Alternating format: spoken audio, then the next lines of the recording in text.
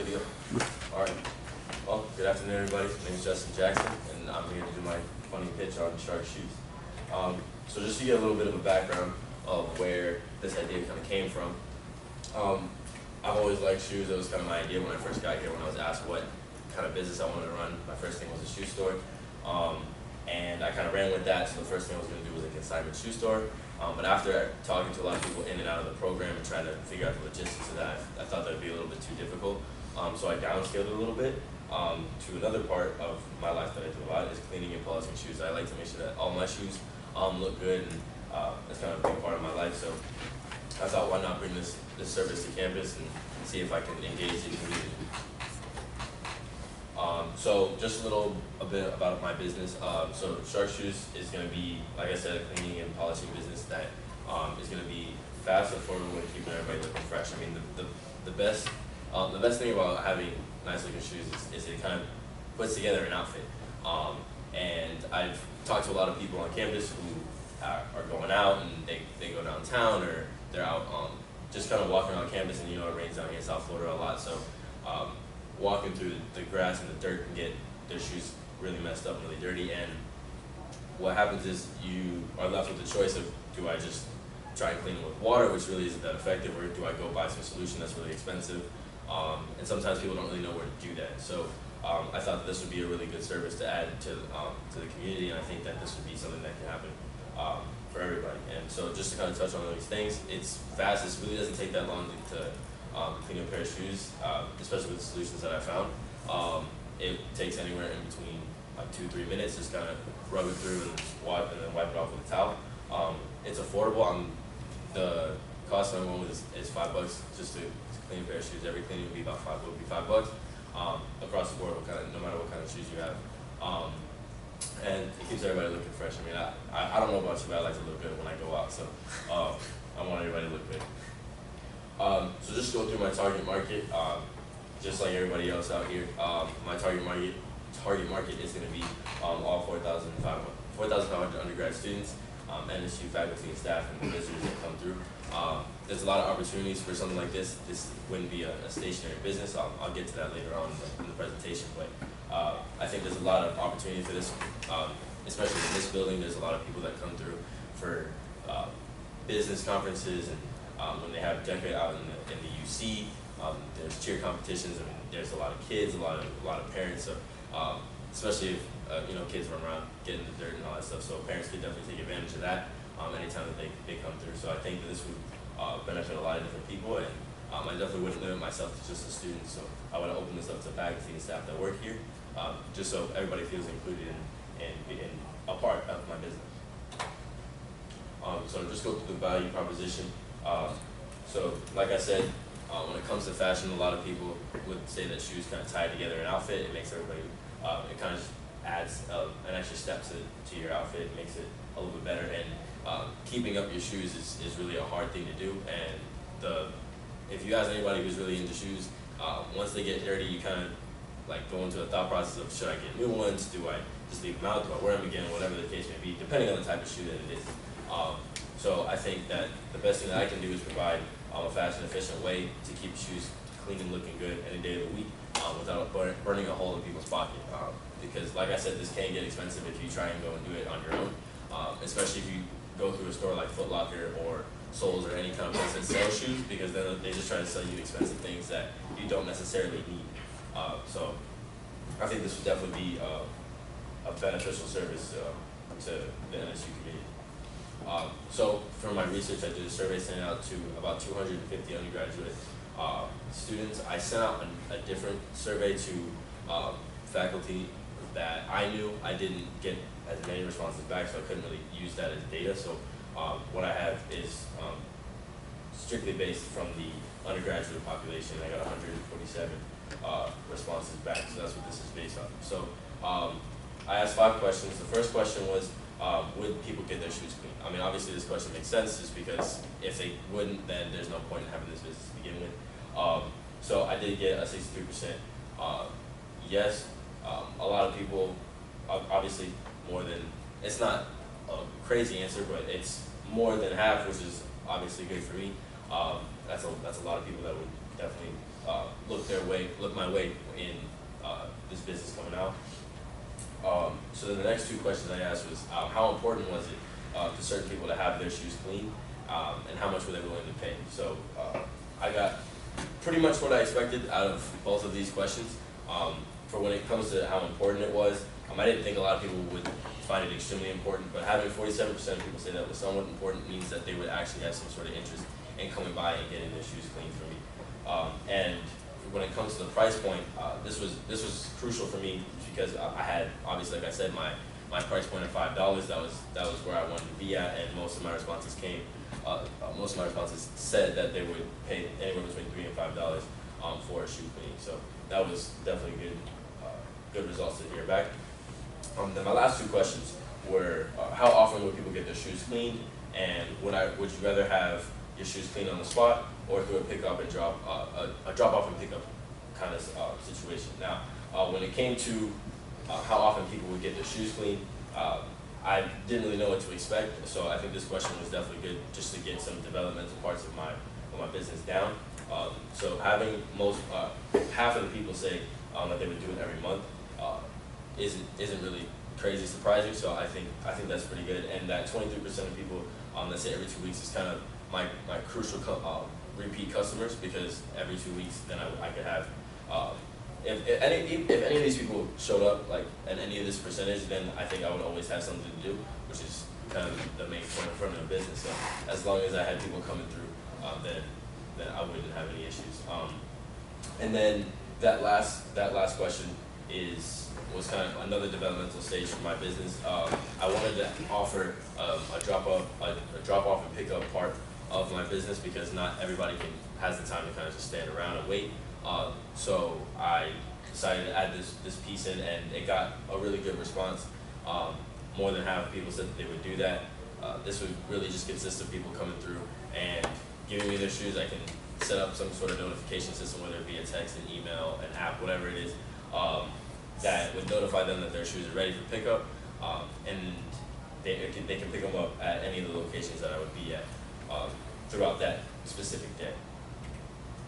All right, so technically, since on campus I wouldn't have any competitors, since this service isn't something that they have here, my only competitors would be the products that are currently out there on the market. These are just two examples. They're not really specific brands that I know that are that successful, but they're just two generic products. There are a lot of different shoe cleaners out there. There's ones that they sell that are made specifically for sneakers. They have ones that are specifically for sandals, things like that. So I've done a little bit of research on it and found a couple solutions that work for a lot of different types of materials that are on a lot of different shoes. And then I would have my own polish for leather shoes and dress shoes and whatnot, just because I wouldn't want to limit myself on what kinds of things that I could do with my business.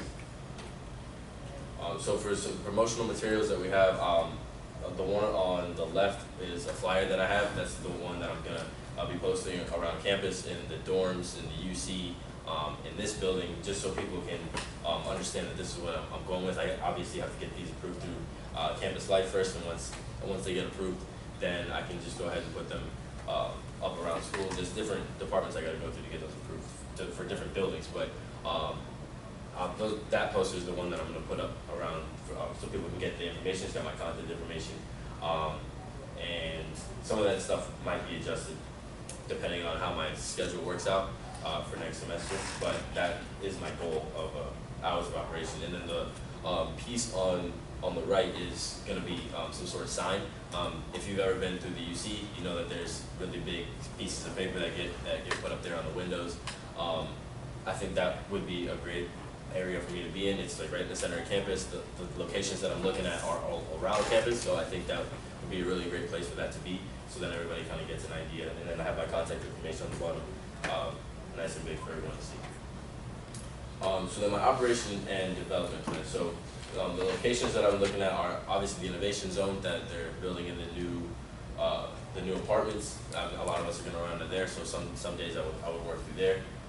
The atrium in this building definitely would be a great place, especially during times like Shark Preview, times like I said, DECA, and then when they have those distinguished people that come in for those a lot of business people come in for that, so that would be definitely a good time for those. And the library quad, that's more of a up in the air kind of thing. Like if it's one of those days where it's a really nice day, that would be a really good place for that. If it's raining, that's probably not the best place to be, but that would kind of be a give and take kind of thing.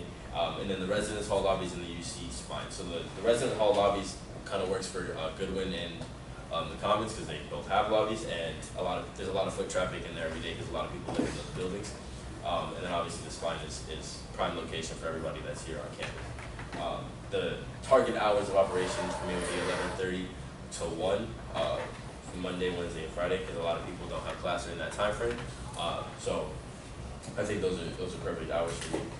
And then that last point is by appointment. I was talking to some faculty members about my business, and for them, obviously hours in the middle of the day wouldn't work as well.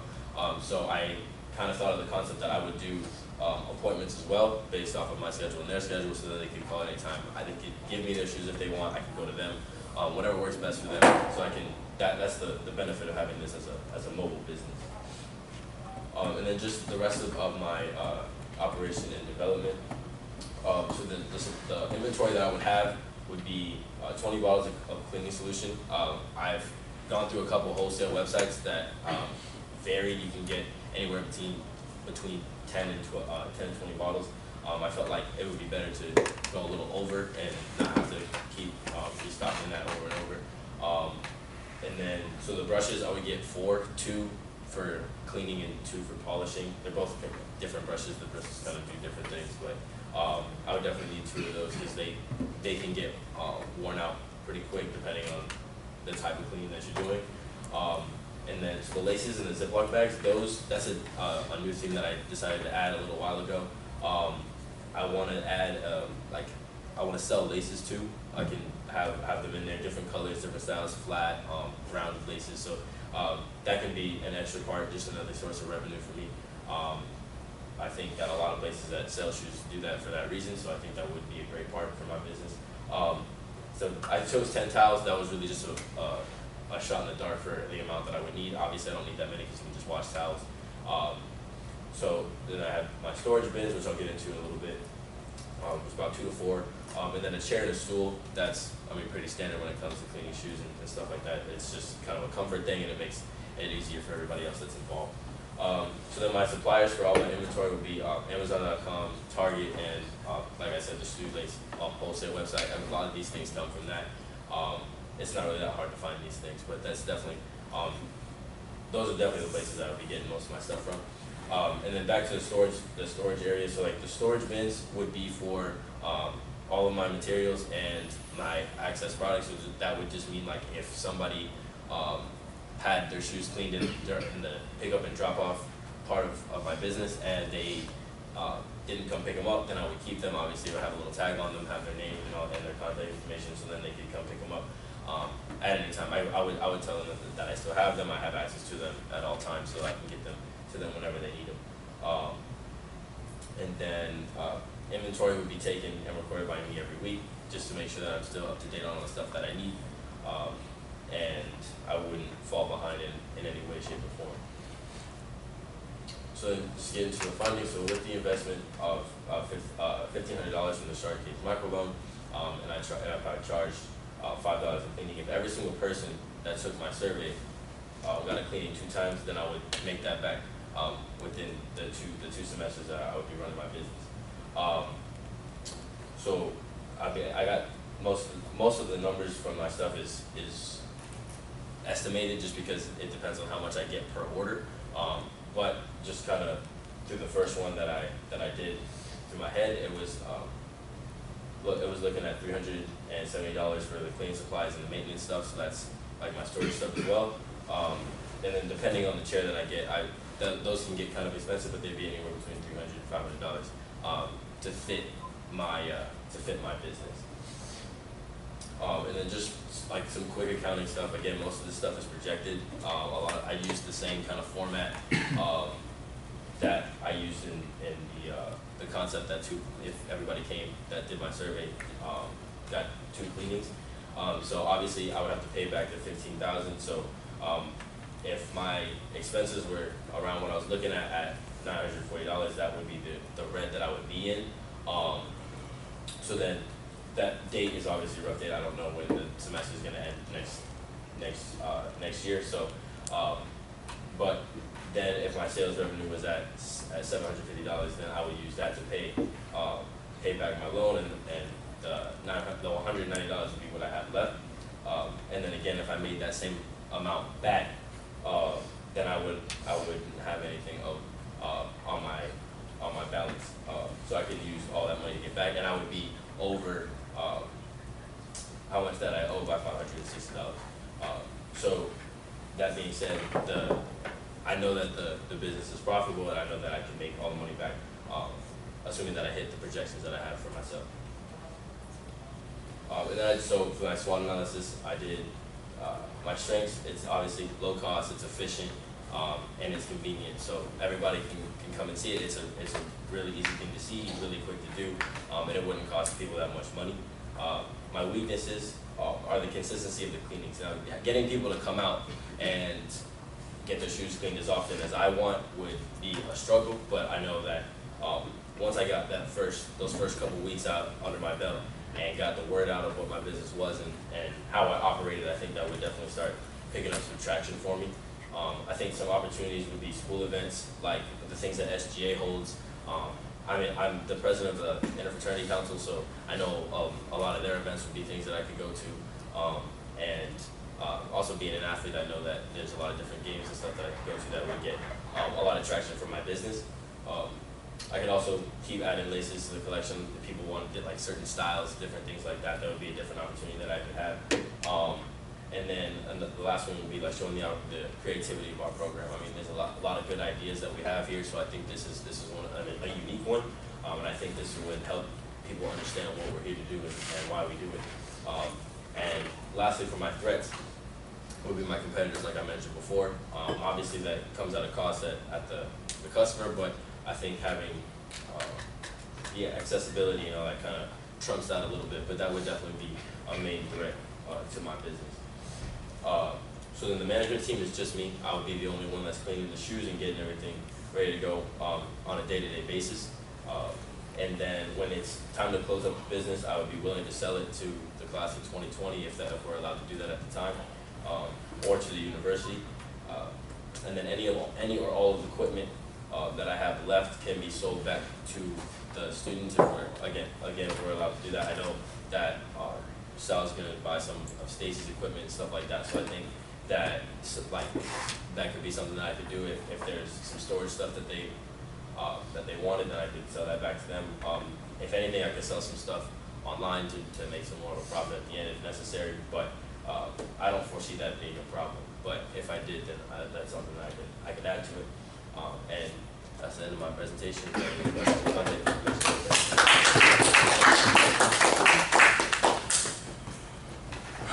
So at the beginning of your presentation, I recall you saying something about also shoe consignment. Yeah. So is that part of this or not? No, that was just the original idea. Yeah, that was just a timeline thing. It wasn't like a okay. This and that. Let's see. Actually, I think you honestly answered most of all the questions I had written down. In terms of the cleaning service, I mean, you said that it would be $5 per pair of shoes. Is there any chance that there would be differential pricing depending on the kind of shoes, or? I think there's room for that. Honestly, I think this business would be geared more towards the students at first. If it grew to a point where a lot of faculty members were in on this, I think the shoes would change, and it would be a lot more work for me. And if it did get to that point, then I could vary my prices a little bit, especially with like getting polish. Because polish is a little bit more expensive than the right. supplies that I'm looking at. So I definitely there's room for that, but I think when it's geared towards the students, I think the $5 is the reason why I have it at that base level. Okay, and I think I remember seeing that your brochure that you'd said like, take a picture of this, bring this in for a buy one get one kind of, and would you plan on having a limit to that, or is that just sort of thing? That was more of just an idea. That's just kind of like my first first steps of promotion. I think there would probably be a limit of one. I wouldn't do too many of those. But I think that kind of just helps get the word out. No, I would agree. Also, would you anticipate that, as we've talked about with some of these other businesses, that, you know, offering some sort of almost like a membership or a club to where that you could have repeat business sort of over and over again, that, you know, people automatically, you're going to ring them up or give them a call or whatever once a month or once every couple of months to, you know, potentially motivate them to bring their shoes in or buy to be cleaned? Yeah, of course. I think that from my first survey, the people that would come like every week, like those people that kind of selected that choice, I think it's like 20-something% of those people Right. would definitely be people that would be interested in that. I would have to do some pricing to see where that would fall at, just to see how much someone would pay per month if they were doing it every week or something like that. And do you have any sense of what the normal sort of market price is for cleaning shoes? I mean, outside of the university environment. I know that if you do it at the mall, like if you're just walking through the mall and someone does it, it's about $10. Okay. So I was like, well, if you do half of that, because what happens is if you're walking through the mall and you happen to get caught in that situation, then they'll clean your shoe and they'll clean one shoe and then they'll say, oh, if you give me $10, I'll clean the other one. So then you end up paying $10 for both. So I was like, well, I can just cut that in half, and that was kind of how I formulated Yeah, that. because I thought it was interesting that you actually had a handful of your survey respondents that said that they would pay as much as $10 to have That's their why, shoes yeah, I cleaned. thought Yeah, that was interesting. yeah, okay. Definitely like the idea of having like laces that folks can buy. That's definitely, I think, a good thing, because that's certainly happens to a lot of folks. Do you think there'd be any issues for yourself? I mean, obviously this is successful enough in terms of the storage of the shoes. I don't think so. I mean, if I have just the bins mainly, then I could store that in a closet somewhere. I know a couple places on campus. I work in campus recreation, so I think there's a couple places, if we don't have our own storage area that are pretty vacant at the moment, that I can put them in. That actually brings up another point. If people are people dropping off shoes there at all whenever they check into the Recplex or not? It would be to me. It's not like to Okay. some other place or anything. They bring them straight to me, and then Gotcha. I would Okay. be the only person that handles them. Gotcha. Okay. The one thing, actually, in the previous presentation as well, the formatting on the financial plan, kind of the pro forma statements. Can you kind of go back to that slide for a second, because I'm not 100% sure that I followed. Okay, so in terms of the way that's kind of set up, it looks like it may need to be split up a little bit differently. I don't know. You're taking a $1,500 and plus expenses of $940. Is that what you were Right. saying? So I mean, I think the reason why it's kind of backwards is because I was thinking of it from just paying back standpoint rather than like a general overview of everything standpoint. It was Okay. more like this is how much I'll owe and this is how I'll pay it back. Okay, that's where I was getting a little confused, I think, and because the formatting of that's not quite, I guess, kind of a normal standard. But I understand that I think, is that coming from Miguel's class? I guess in terms of the way it's being explained or formatted. Okay. I don't think you didn't have this in Miguel's class, did you? You didn't No, do he the didn't. finance. That's part of our So I think it's coming from their own. Okay. All right. We'll need to work on that. Okay. Sheriff, did you have any questions? No, I just got. I understand. Sorry. Okay. Well, my question is first, why wouldn't you have the graduate population? It's just I guess I just didn't apply that to my thought process. I know a lot of grads would actually probably be interested in it, especially the ones that you and I both know. But yeah, I definitely think that would be a market that would work. I mean, they're kind of all the same with us, just being around. and then how many different shades of polish would you have? Because dress shoes, they're all those different Yeah, shades. so I mean, I would probably get one. I would get a black one, brown one, and then maybe some tan ones. But because I mean, it's a little bit rare for those to be around. I mean, maybe not for you, but yeah, I would definitely have for sure black and brown, and then if there was room for it, I would definitely get a tan one as well. Okay. And then one suggestion I would have is having your work displayed as well. Like if you're doing a presentation, have one shoe that's been done, by you and the one that's like kind of dirty or whatever. Okay. Like, you know what I'm saying? For sure. And then also having that outside of your business, that might be something Gotcha. that you should do.